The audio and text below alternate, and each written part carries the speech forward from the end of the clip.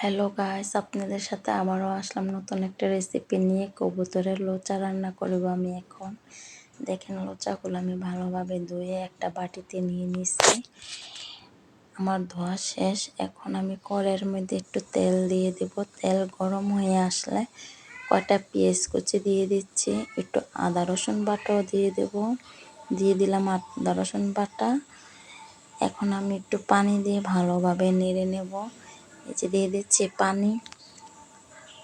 তারপরে দিয়ে দেবো একটু হলুদ, মরিচ, দারচিনি, এলাচ সব একসাথে আছে, আমি দিয়ে দিলাম। দেখেন, মশলাটা একটু কষানোর পরে লোচাগুলো দিয়ে দিলাম। লোচাটি দিন ভালোভাবে নেড়ে নিলাম। তারপরে একটু ঢেকে দেব। এখন ঢাকনা দিয়ে ঢেকে দিয়েছি।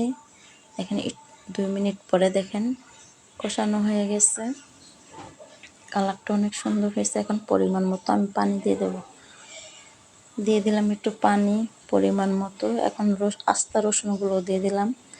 কবুতরের লোচার মধ্যে আস্তা রসুনই দেওয়া লাগে, তাই আমি আস্তা রসুন দিলে অনেক টেস্ট হয়, গ্রান অনেক সুন্দর আসে লোচা তরকারির মধ্যে, তাই আমি আস্তা রসুন। দেখেন, এখন আমার তরকারি প্রায় অর্ধেক হয়ে আসছে। আমি আবারও ঢেকে দেব ঢাকনা দিয়ে, আর একটু শুকাবে পানি।